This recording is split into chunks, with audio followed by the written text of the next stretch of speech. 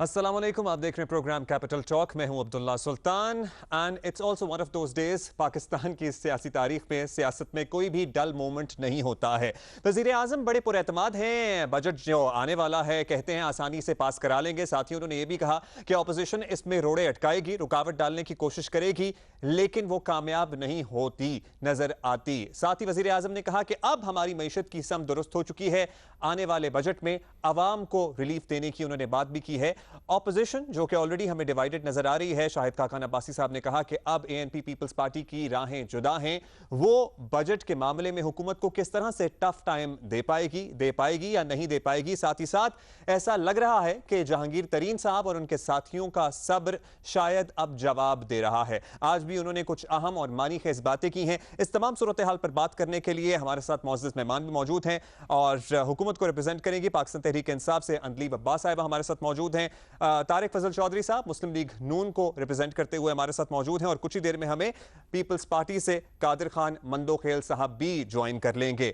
अंदलीब साहिबा, सबसे पहले आपसे शुरू करते हैं। वजीर आजम बड़े कॉन्फिडेंट नजर आ रहे हैं, उन्हें लग रहा है कि अब मईशत सही समत में आगे बढ़ रही है और साथ ही उन्होंने कहा कि अपोजिशन लाख कोशिश कर ले, कामयाब नहीं होगी बजट को रुकवाने में। आप लोगों का ये जो कॉन्फिडेंस है, इसकी बुनियाद क्या है? क्योंकि आज भी जहांगीर तरीन साहब और उनके साथियों ने अपने घर पर एक इजलास किया अदालत में पेश होने से पहले, साथ ही वो अब बेचैन, कुछ बेसब्र नजर आ रहे हैं।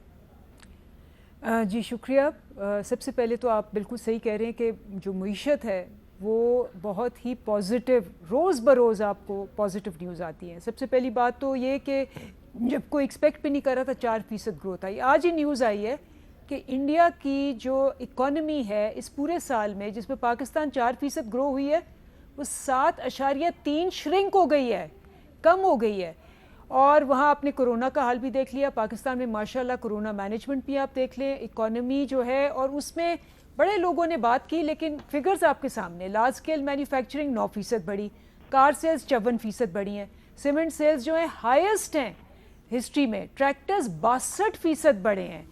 उसके अलावा आप देखें करंट अकाउंट सरप्लस हमारा 10 साल के बाद है, वरना हमेशा डेफिसिट होता है। और तो अंदलीब साहिबा, ये 1-2 महीने में तो नहीं हो गया जाहिर है, यानी कि इससे पहले की जो आपकी मौशी टीम्स थी, चाहे वो असद उमर साहब थे या हफीज शेख साहब थे, वो ठीक काम कर रहे होंगे, तो अब ये आपको समरात मिल रहे हैं ना? जी बिल्कुल, ये हमने कभी नहीं कहा कि उन्होंने ठीक काम नहीं किया। हमने ये कहा है कि तो वक्त लगता है डायरेक्शन में।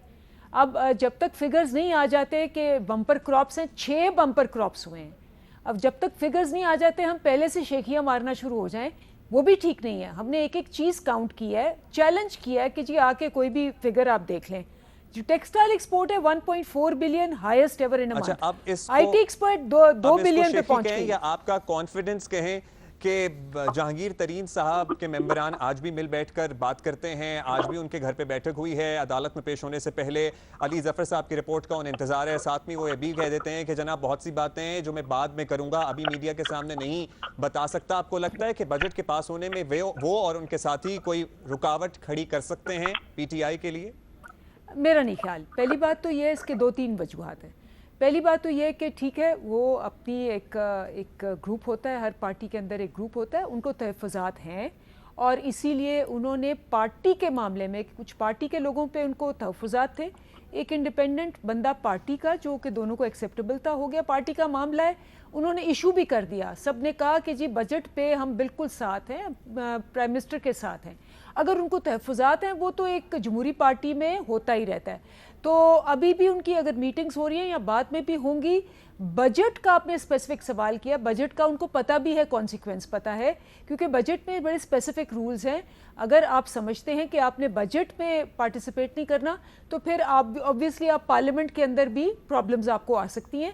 और उन्होंने बड़े खुल्लम खुल्ला कहा है कि हम बजट भी पास करवाएंगे, वैसे भी हम इमरान खान पीटीआई के साथ हैं, लेकिन कुछ स्पेसिफिक लोगों के ऊपर उनको तहफ़्फ़ुज़ात थे, जिसके लिए फिर प्राइम मिनिस्टर ने कि उनकी तसल्ली हो जाए कि कोई ऐसा बंदा पार्टी में नहीं है जो उनके खिलाफ कोई मुहिम चला रहा है, उसके ऊपर उन्होंने एक जो एक्सेप्टेबल बनता है वो कायम। तो इसलिए मेरा ख्याल है कि बजट आज ऐसा लग रहा था कि उनकी तसल्ली ہوئی نہیں ہے, ان کی تسلی ہوئی نہیں ہے ابھی تک. آج ان کی باتوں سے ایسا لگ رہا تھا. طارق صاحب, اب آپ کی بطور اپوزیشن کیا اسٹریٹجی ہے؟ ظاہر ہے پی ڈی ایم میں پیپلز پارٹی کی راہیں تو جدا ہو گئی ہیں, لیکن پارلیمنٹ کے اندر کیا اپوزیشن نے کوئی حکمت عملی طے کی ہے کہ کس طرح سے آنے والے بجٹ میں حکومت کو ٹف ٹائم دینا ہے؟ ساتھ ہی ساتھ شہباز شریف صاحب سے جب پوچھتے ہیں کہ جہانگیر ترین صاحب والا معاملہ کیا معاملہ ہے, تو وہ کہتے ہیں کہ پارٹی کا اندرونی معاملہ ہے, پی ٹی آئی کا اندرونی معاملہ ہے. اگر ان کا اندرونی معاملہ ہے تو آپ کیسے ان کے نمبرز کو چینج کریں گے, کیونکہ حکومت کے ساتھ ان کے تمام اتحادی انٹیکٹ ہیں؟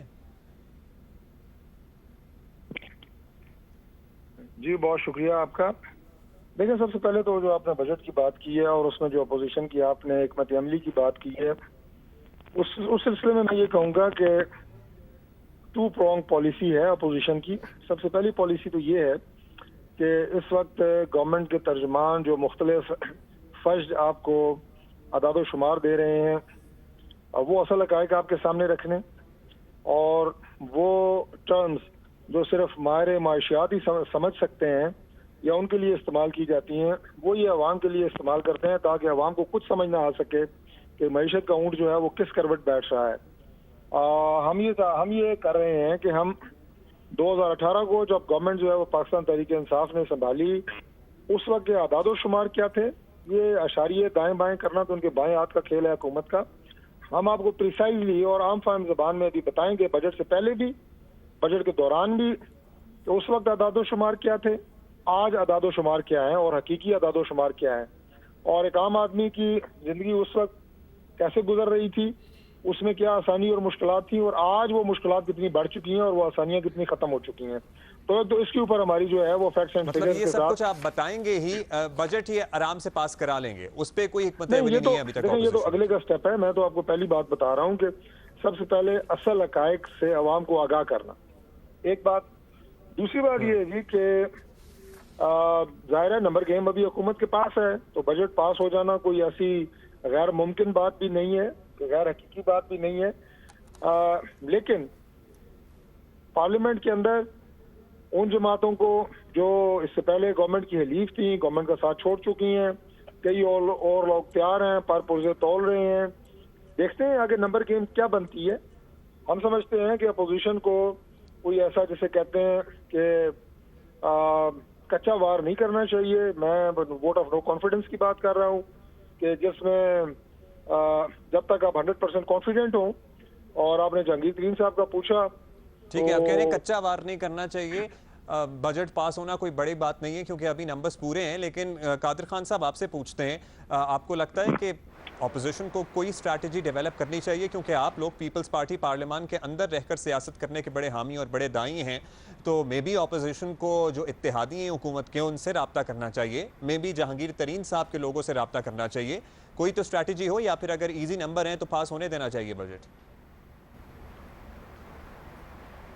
جی بہت شکریہ. یوں کہیں کہ بہت بڑی بدقسمتی ہے اپوزیشن کے درمیان. حکومت کے صفوں میں تو دراڑیں ہے ہی ہے, مگر بدقسمتی سے شاید خاقان عباسی صاحب کی وجہ سے اور ان کے کردار کی وجہ سے, ان کی حرکات کی وجہ سے انہوں نے پی ڈی ایم کے ٹکڑے ٹکڑے کر دیا ہے.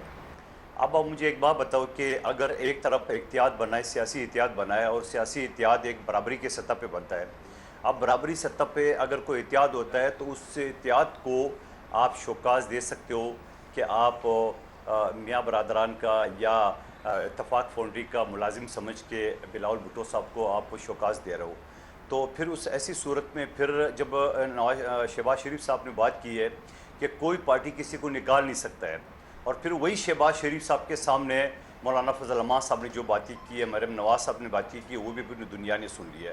تو سوال یہ ہے کہ بدقسمتی ہے پیپلز پارٹی کی تو ہمیشہ کوشش رہی ہے, اور ایک طرف یہ جو مہم چلا رہے تھے پی ڈی ایم کے سطح پہ کہ ہم نے استعفے دینا ہے, اور پھر وہ استعفے کو چھوڑ کے, اور انہوں نے جو پھر مفتاح اسماعیل صاحب کو کراچی سے میرے حلقے میں اس نے الیکشن لڑا کے, اور خود مفتاح اسماعیل صاحب کے ساتھ ساتھ شاہد خاقان عباسی صاحب, محمد زبیر صاحب, جس طرح وہ بھاگ دوڑ کر رہتے, شاید مسلم لیگ نون کو کوئی ورکر بھی طرح بھاگ دوڑ نہیں کر سکتے جو کر رہتے. بہرحال یہ ایک الگ سٹوری ہے. سوال یہ ہے کہ ایسی صورت میں آپ استعفے کھیلنے کے ساتھ اب یہ آپ نے لمبا پلان دے دیا 29 جولائی تک کراچی میں جلسہ. تو ان سے ذرا یہ پوچھو, کراچی میں جلسہ آپ کس کے خلاف کرے ہو؟ آپ پیپلز پارٹی کی حکومت ہے یہاں پہ, یہاں تو پیپلز پارٹی کی حکومت ہے، اور احتجاج کرو وفاقی حکومت تو آپ پنڈی میں کریں، آپ گجراواں کریں اور لاہور میں کریں، جو پہلے آپ نے ایک ناکام جلسہ کر کے دکھایا ہے. تو ایسی صورت میں سمجھ رہا ہوں بڑی بدقسمتی کی بات ہے. اور میں یہ کہنا چاہ رہا ہوں طارق فضل چودھری صاحب کے کہ آپ ابھی تھوڑا سا آپ لوگوں کو جو بات کر رہے تھے استعفے تو دے دینا ذرا استعفے، ہمیں بھی تو پتہ چل جائے کہ پیپلز پارٹی کے بغیر آپ کیا کر سکتے ہو.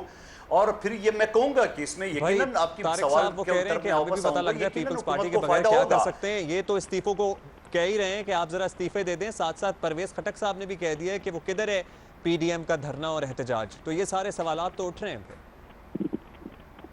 لیکن یہ ایسے ہی میں کیا بات کروں نا، اس سوالوں کے وہ سارا نہ پیر ہے.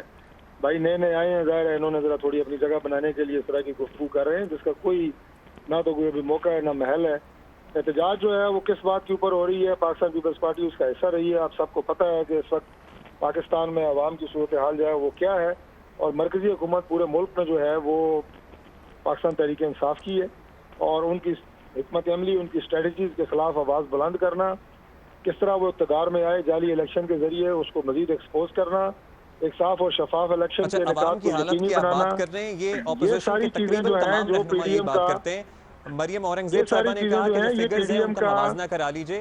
جی میں کہہ رہا ہوں کہ یہ ساری چیزیں جو ہیں یہ پی ڈی ایم کے ہدف ہیں اور ان کو حاصل کیا جائے گا تاکہ آئندہ آنے والے الیکشنوں میں کسی طرح بھی کوئی ایسی پارٹی چور دروازے سے، اور بالخصوص اس طرح پاکستان تحریک انصاف ابھی 2018 کے الیکشن میں آئی ہے، وہ دوبارہ اقتدار میں نہ آ سکے.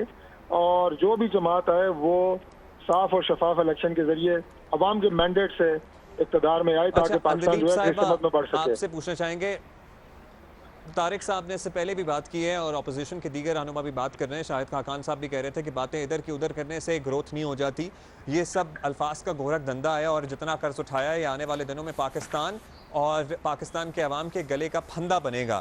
تو جب یہ آپ کے فگرز ماننے کے لیے ہی تیار نہیں ہیں تو کس طرح سے پھر آپ آگے معاملات بڑھائیں گے؟ تو آپ کے تمام دعوے جو ہیں پھر اس پہ عوام کیسے یقین کریں؟ یا پھر مریم اورنگزیب صاحبہ کی جو بات ہے وہ کہتی ہیں کہ ایک کمپیریزن لے لیں 2018 اور 2021 کا، تو وہ کوئی ہے ارادہ آپ لوگوں کا اس طرح کا کمپیریزن جاری کرنے کا؟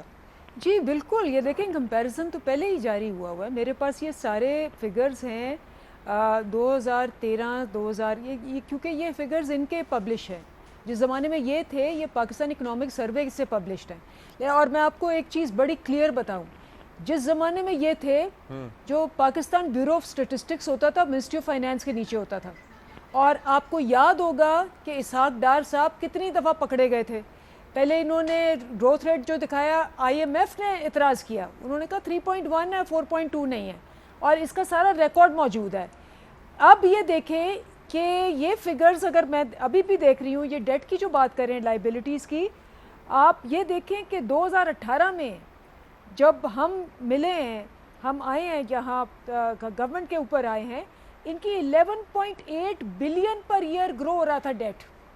2019 میں 11.1 پہ آیا جو گرو ہو رہا تھا، 2020 میں 6.7، اور 2021 کے اندر جو ایکسٹرنل ڈیٹ اینڈ لائبلٹیز ہیں وہ 3.3 بلین صرف گرو ہوئی ہیں، کیونکہ یہ اتنا قرضہ لے چکے تھے. اور آپ کو پتہ بھی ہے، for example current account deficit جو ہے اس میں کوئی شک ہے، یہ تو ان کا فگر ہے کہ یہ 19 بلین کا کرنٹ اکاؤنٹ، 19.2 یہ ان کا فگر ہے.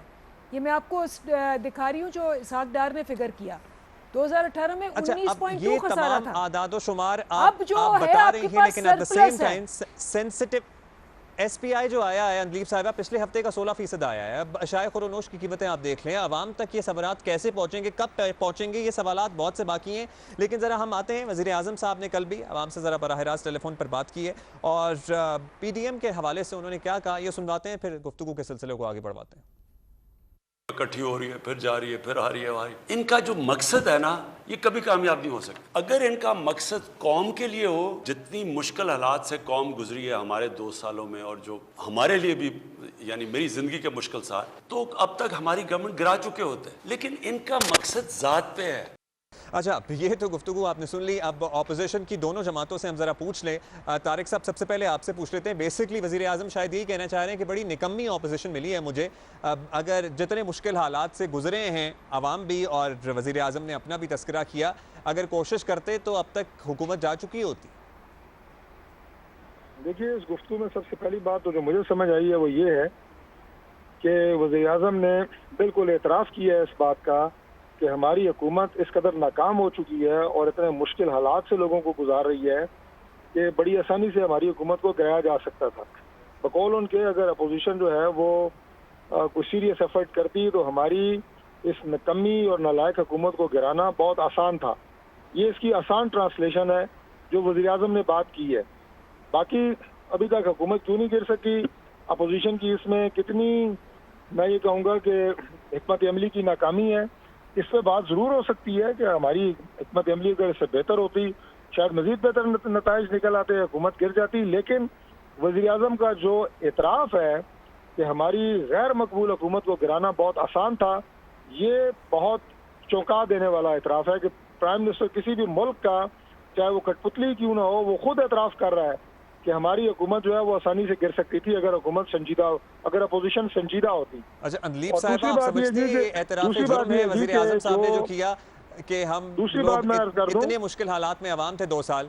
جی جی پلیز آپ کنٹینیو کر لیں. میں مختصر عرض کر رہا ہوں جی کہ دوسری بات انہوں نے جو کی کہ ایک اپوزیشن کی اور دوسرا کہا کہ ہمارے کوئی اپنے ذاتی مقاصد ہے. قطعی طور پہ کوئی ذاتی مقصد نہیں ہے.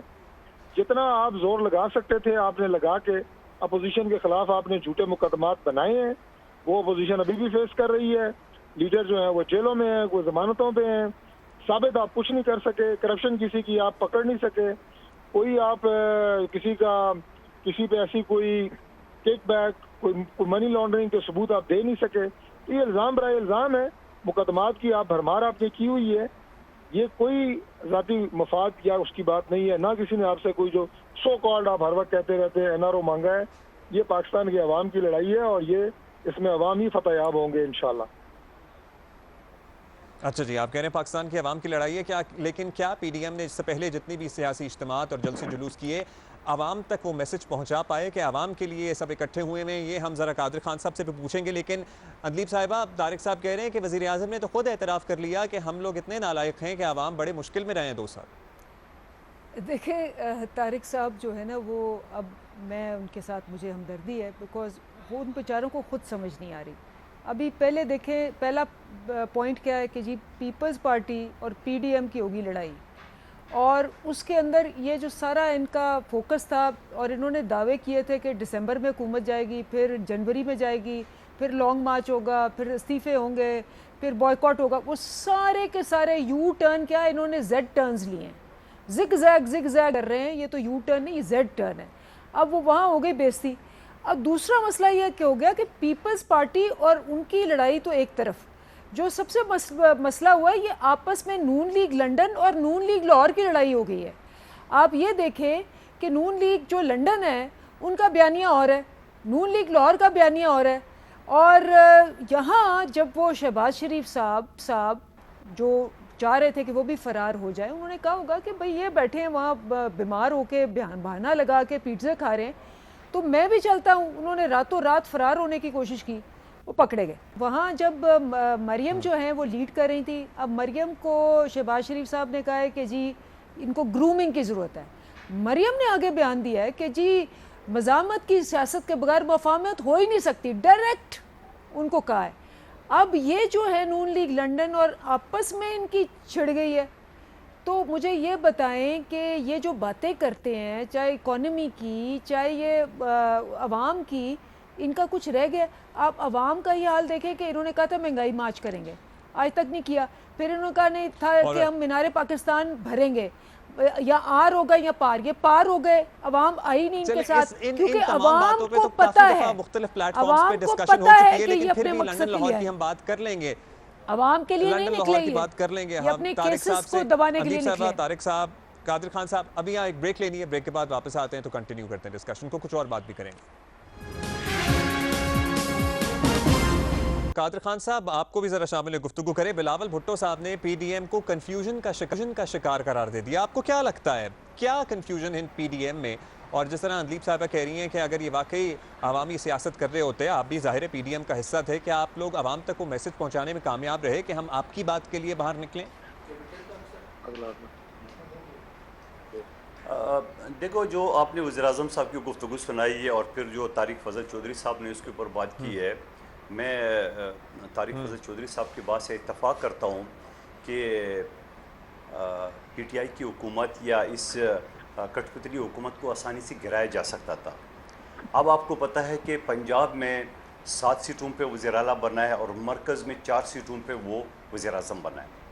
اب اگر آپ جہانگیر ترین صاحب کے گروپ کو لے لیں تو 32 اس کے پاس پنجاب میں MP ہے، 8 MNA ہے زیادہ۔ اب ایسی صورت میں جب بلاول بھٹو صاحب نے پہلے ایک تجویز دی تھی کہ آپ عدم اعتماد لائے پنجاب میں، مسلم لیگ نے انہیں انکار کر دیا، مرکز پہ انہیں انکار کر دیا، اور پھر جا کے سینٹ کے الیکشن میں انہوں نے پی ٹی آئی کے ساتھ باقاعدہ سیٹیں آدھی آدھی کر کے بانٹ دیا۔ یعنی ہمیں کہہ رہے آپ سندھ حکومت ختم کر دیں، آپ استعفے دیں، خود مکا کر لیا۔ اس کو بھی چھوڑیے، پنجاب لاڑکانہ میں جمعیت نے، مسلم لیگ نون نے، پی ٹی آئی نے ایک اتحاد کر لیے پیپلز پارٹی کے خلاف، اس کو بھی ایک طرف رکھ لے۔ میرے حلقہ NA 249 میں ایک درخواست پہ پی ٹی آئی اور نون لیگ درخواست دے رہے ریٹرننگ افسر کو۔ اب آپ مجھے بتاؤ کہ یہ ساری چیزوں کے ساتھ ساتھ نقصان کس لیے؟ یقیناً کٹھ پتلی حکومت کو آسانی سے گرایا جا سکتا ہے حبیبی، مگر ان کی نیت تو صاف ہو۔ ان کی تو ایک ہی مشن ہے، عدالت سے سزا لے کے باہر جائے، 6 ساڑھے 6 سال بال آ جائے۔ میں وکیل ہوں، 1 مہینے کا ٹائم ہوتا ہے، 6.5 سال کے بعد اپیل منظور ہوتا ہے، دوبارہ گئے، اب پھر وہی سلسلہ۔ او بابا یہ چیزیں خود کرو۔ جب پہلے پی ڈی ایم کا اجلاس ہوا تھا تو بلاول بھٹو صاحب، جب نواز شریف صاحب نے کہا کہ سارے استعفے دے کے اور مولانا صاحب کو دے دے، تو بلاول بھٹو صاحب نے بولے مولانا صاحب نہیں، میاں صاحب آپ آ جائے، آپ کو استعفے دیتے۔ ایسا تو نہیں ہو سکتا ہے کہ آپ لندن میں کافی شاپ پی رہے ہو یا ہم دھکے کھا لیں، جیلیں کھائیں، کوڑے کھائیں، شہادتیں لیں، پھانسیاں چڑھیں، ایسا نہیں ہوتا ہے۔ جدوجہد ایسے ہوتی ہے، سن لے، پنجاب میں آپ عدم اعتماد نہیں لے کے آئے، طارق صاحب سے جواب لے لیتے ہیں۔ لندن میں کافی پینے سے جدوجہد قربانی دینے سے ہوتی ہے۔ طارق صاحب لندن میں وہ کہتے ہیں کافی پینے سے جدوجہد نہیں ہوتی، ساتھ ہی بلاول صاحب کہتے ہیں کہ پی ڈی ایم اب کنفیوژن کا شکار ہیں۔ آپ کو کیا لگتا ہے پی ڈی ایم میں کیا کنفیوژن ہے؟ کیا کوئی ہے کنفیوژن جس کو دور کرنے کی ضرورت ہے؟ اور اب کیا اسٹریٹجی ہے؟ اگر 8 MNAs ہیں جہانگیر ترین صاحب کے پاس یا حکومت کے جو دیگر اتحادی ہیں، آپ لوگ آنے والے دنوں میں ان لوگوں سے یا اتحادیوں سے رابطہ کریں گے تاکہ کچھ ان ہاؤس ٹف ٹائم دیا جا سکے حکومت کو بھی؟ مندوخیل صاحب کی باتیں جو ہیں وہ صرف تانے اور کوسنے ہیں، جن کا کسی کا بھی جواب دینے کا کوئی منطق نہیں ہے، اس لیے اس کے تو جواب بنتا ہی نہیں ہے۔ وہ لگے ہوئے ہیں پتہ نہیں کس ایجنڈے پہ ہیں۔ جب آپ کے پاس جواب ہے ہی نہیں، آپ جواب دے دینا۔ جی میں تانے اور بادشاہ کوسنوں کا جواب سلامت لندن میں بیٹھے ہوئے ہمیں کہہ رہے آپ استعفے دے، گھوڑے کھاؤ، جیلیں کاٹو۔ آپ خود ایک دنیا کی کسی متنازع تاریخ میں الیکشن اس کے طرح نتیجے میں آئے ہوئے ہیں۔ بس چھوڑیں آپ میں کے آپ پاس کی جواب کسی ہے ہی بات کا نہیں، کوئی جواب نہیں دے نہیں۔ رہا۔ پنجاب میں آپ نے مکہ کر لیا، آپ اس کے جواب دے دیں۔ آپ نے جب کوئی آپ نے کوئی بات کی اس قابل اس کا جواب دیا جا سکے میں جواب دے دوں گا۔ ایک طرف آپ اسے آپ حکومت کی کے کوئی حوالے ایک سے بات کریں، بھی اس قابل نہیں ہے۔ جب آپ نے کوئی سنجیدہ بات کی تو میں جواب دے دوں گا، یہ بھی قابل نہیں ہے آپ کی بات کہ میں اس کا جواب دوں۔ آپ کے پاس جواب ہے نہیں نا، میں کنفیوژن کی بات کروں گا۔ بھائی بس میری مرضی ہے نا، آپ مجھے مسلط تو نہیں کر سکتے نا، کوئی بات آپ نے سنجیدہ کی تو جواب دوں گا نا، چھوڑیں ان باتوں کو۔ کنفیوژن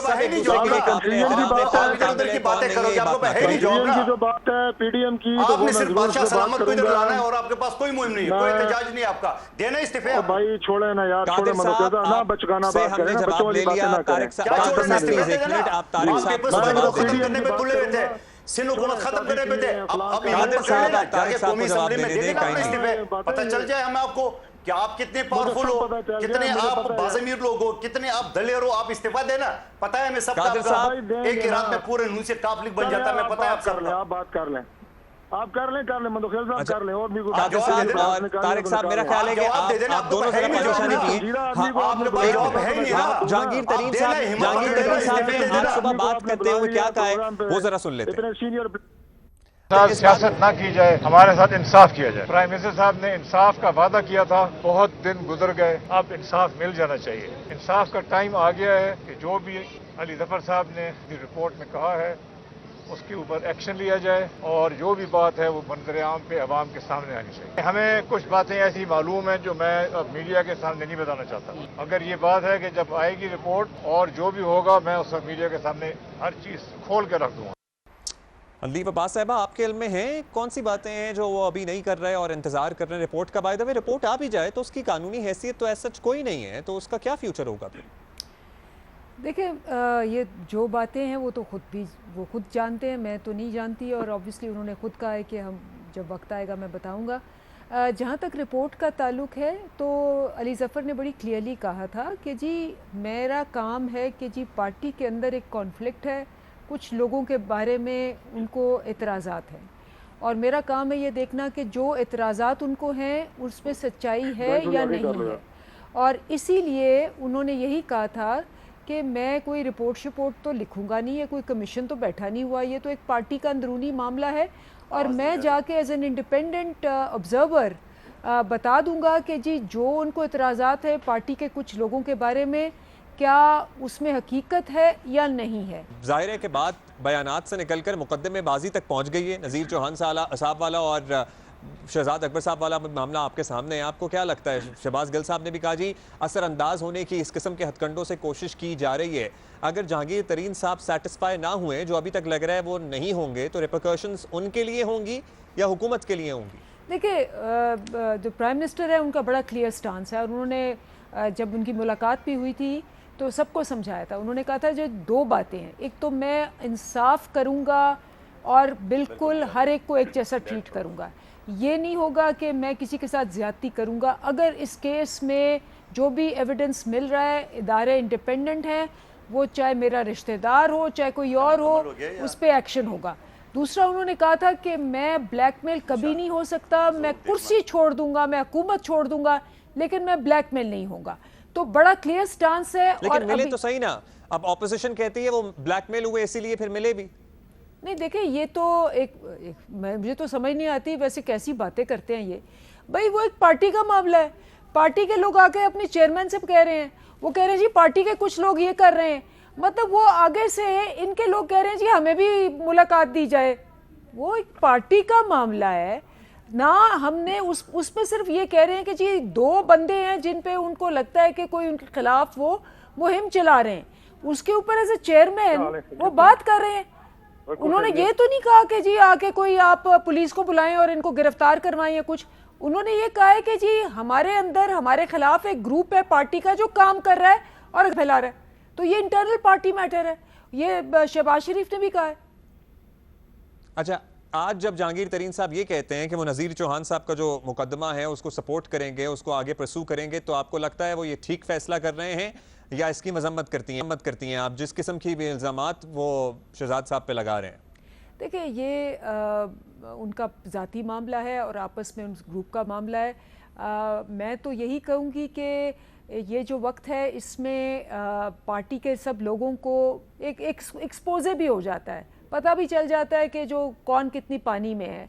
तो इसलिए बेहतर यही होता है कि आप जब एक पार्टी ज्वाइन करते हैं, आप उसके नीचे अपना इलेक्शन फाइट करते हैं, आप ओथ लेते हैं उसके बाद आप पब्लिकली भी कहते हैं कि जी हम पार्टी के साथ हैं, हम इमरान खान के साथ हैं, हम बचा देंगे, तो फिर आपको उसी तरह आगे चलना चाहिए। अच्छा, आपको उसी तरह आगे चलना चाहिए। तारिक साहब, आप लोग अब भी यही समझते हैं कि जो जहांगीर तरीन साहब वाला मामला है ये पीटीआई का अंदरूनी मामला है, पार्टी के अंदरूनी मामला है, या अल्टीमेटली आपको लगता है कि कभी ना कभी इस मामले में आपको भी शायद दखल देना पड़े, या कोई है राब्ते में जहांगीर तरीन साहब के ग्रुप में से मुस्लिम लीग नून से? क्योंकि मुस्लिम लीग नून की टिकटों की ऐसा लगता है आप लोगों के बयानात से कि आने वाले इलेक्शन में जो आपका दावा है कि बड़ी डिमांड होगी, आप कहते हैं। देखिए, जहाँ तक ताल्लुक है इस बात का कि इसमें तो कोई शक नहीं है कि ये उनका एक जाती मामला है पीटीआई का, लेकिन सियासत में जाहिर है सूरत हाल बदलती रहती है, पॉलिसीज बदलती रहती हैं, आगे जाके देखें अपोजिशन क्या फैसला करती है। लेकिन इस वक्त तक तो यही है कि ये मामला जो है ये गवर्नमेंट का जाहिर है अपना मामला है, उनका अंदरूनी मामला है, और आगे देखें वक्त के साथ साथ क्या सूरत हाल आती है। अभी आप लोगों से मुस्लिम लीग नून से किसी ने कोई राब्ता नहीं किया जहांगीर तरीन साहब के ग्रुप में से? ऐसा ही है? नहीं, हमारी पार्टी से किसी ने भी राब्ता नहीं किया है जी। अभी वो आपने एक मुहावरा सुना होगा कि तेल देखो, तेल की धार देखो। उन्होंने उनकी तरफ से कोई राब्ता भी नहीं हुआ? नहीं, उनकी तरफ से हमसे कोई राब्ता नहीं हुआ जी, किसी तरह का कोई राब्ता नहीं हुआ। ठीक। अब एक और भी मसला है जिस पे बात करेंगे, लेकिन एक ब्रेक लेनी है, ब्रेक के बाद आते हैं तो डिस्कशन को आगे बढ़ाते हैं।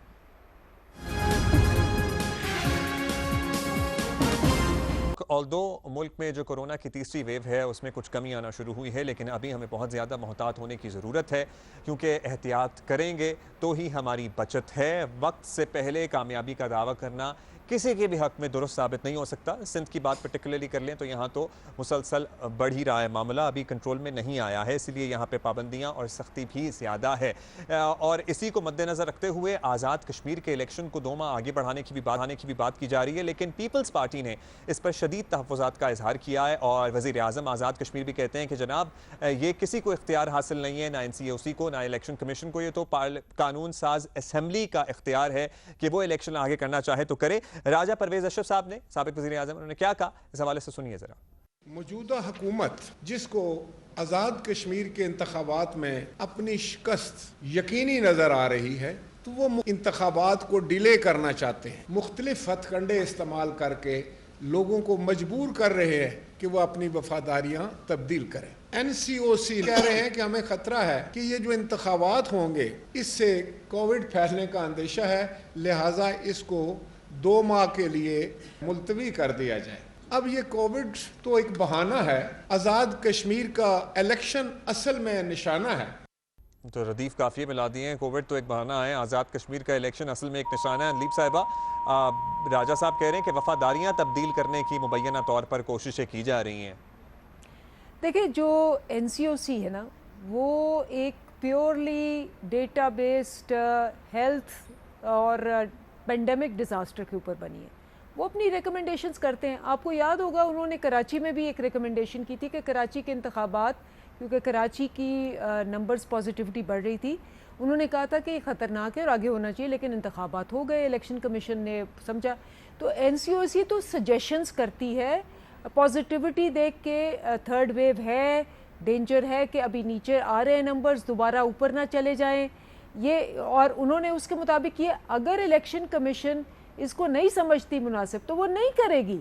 ये इसमें तो कोई ऐसी बात नहीं है। अब NCOC ने 1000 दफ़ा ये रिकमेंडेशन की, आपको याद होगा अगर आज़ाद कश्मीर में वक्त पे इलेक्शन होते हैं तो PTI को कोई एतराज़ नहीं है उस पर, या पाकिस्तान तहरीक इंसाफ चाहती है कि इलेक्शन को आगे बढ़ाया जाए? देखिए, पाकिस्तान तहरीक इंसाफ चाहेगी कि कभी भी किसी की सेहत के रिस्क के ऊपर और किसी किस्म की एक्टिविटी जो कि पेंडेमिक को दोबारा हवा दे, और अल्लाह माफ़ी दे हमारा हाल जो हमने बचा लिया है इंडिया जैसा होने से, इंडिया जैसा हो जाए तो कभी भी नहीं चाहेगी।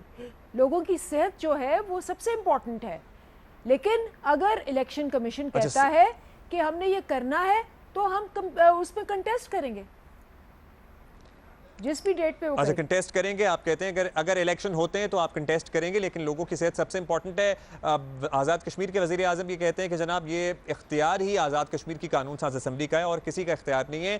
कादिर खान साहब, क्या आपकी राजा साहब से बात हुई, कोई सबूत हैं, उन तक इत्तलात पहुँच रही हैं कि मुबैना तौर पर वफादारियाँ तब्दील करने की कोशिश की जा रही हैं? आपको क्या लगता है कि तमाम तर प्लानिंग के तहत हो रहा है आज़ाद कश्मीर में इंतखाबात आगे बढ़ाने के लिए? देखिए, अगर तहरीक इंसाफ के पास अगर मतलूबा तादाद में मेंबरान निकल सकते होते तो वो यकीनन इलेक्शन करने के लिए तैयार होते। गिलगित बल्तिस्तान में आपके सामने वफादारी तब्दील कराने के, और फिर ज़्यादा दूर नहीं जाए, अभी मेरे इलेक्शन में NA-249 कराची में एग्जैक्ट 1 महीना पहले 29 अप्रैल को जो ये हो रहा था, सिंध हुकूमत ने बाकायदा लेटर लिखा कि आप उसको ईद के बाद यानी रमज़ान के महीने में सख्त गर्मी में ऊपर से कोविड, मगर उन्हें कराया इलेक्शन कमीशन में। तो आज़ाद कश्मीर का तो बहुत ही ज़बरदस्त मौसम है, बहुत प्यारा मौसम है, और इससे ज़्यादा अच्छा मौसम तो हो नहीं सकता है। तो इसका मतलब ये हुआ कि हुकूमत जो है ना, वो जो जोड़ तोड़ में वो पूरी तरह कामयाब नहीं हुई, जो कि कोशिश कर रही है वो अभी भी लोगों को तोड़ने में है। तो मैं समझ रहा हूँ जैसा आपने गर्मी और कोविड और रमज़ान के महीने में आपने कराची में इलेक्शन कराए, तो आज़ाद कमीशन को होने दो, आपको डर क्या है? आप इलेक्शन कमीशन के ऊपर के, और मैं इलेक्शन कमीशन से भी कहना चाह रहा हूँ कि आपके पास दुगली पॉलिसी नहीं होना चाहिए कि आप एक तरफ जो है एक तरफ कर ले, दूसरे की। आपने रिकाउंटिंग पीपल्स पार्टी किसी हल्के में नहीं की है, मेरे वाले में आपने फौरन नूली के हक में दे दिया फैसला। ऐसा भी नहीं होना चाहिए। जब आपने कराची का इलेक्शन कराया तो आप कश्मीर का भी करा ले। ये आपका टेस्ट केस है, मैं चीफ इलेक्शन कमिश्नर साहब से कहना चाह रहा हूँ, ये आपका टेस्ट केस है। ऐसा पॉलिसी आप ना करें। बात ये होता है ना, तहरीक इंसाफ वाले तो खुद टुकड़े टुकड़े, आप यही हमारी बदकिस्मती है पीडीएम के कि हम खुद मुतहद नहीं हुए हैं अपनी हमारे इनकी गलत पॉलिसी की वजह से। अदरवाइज़ तो ये हुकूमत ख़त्म हो जाती, पंजाब तो दिनों में ख़त्म हो सकती, घंटों में ख़त्म हो सकती है। जहांगीर तरीन के पास 32 है, एक MPI के खिलाफ FIR कट गई। लेकिन सवाल ये है कि जब हमारी अपनी सफ़ों में दरारें हैं तो हुकूमत उसका फ़ायदा उठाएगी और हुकूमत मज़ीद उसको डिले करने की कोशिश कर रहा था कि मज़ीद लोगों को तोड़ा जा सके। तो मैं ये कहना चाह रहा हूँ कि जब कराची का इलेक्शन हो सकता है सख्त गर्मी में, रमज़ान के महीने में, तो कश्मीर तो उसे आप कहना चाह रहे हैं कि जब कराची के इलेक्शन हो सकते हैं, और बार बार कादिर खान साहब को ऐसा लग रहा है, इस बात का शदीद दुख है कि PDM जो है वो टूट गई और अपोजिशन मुत्तहिद नहीं है। लेट्स सी आने वाले दिनों में क्या कोई सूरत बनती है कि PDM में दोबारा पाकिस्तान पीपल्स पार्टी और ANP शामिल हो जाए, या फिर इनकी राहें, जैसा कि शाहिद खान साहब कह रहे हैं, जुदा हैं, तो ये राहें जुदा ही रहेंगी। बहुत शुक्रिया, अपने मौजूद मेहमानों का शुक्रिया अदा करेंगे। अनलीब अब्बास साहब बहुत शुक्रिया आपका, कादिर खान साहब शुक्रिया आपका, और तारिक साहब आपका भी बेहद शुक्रिया।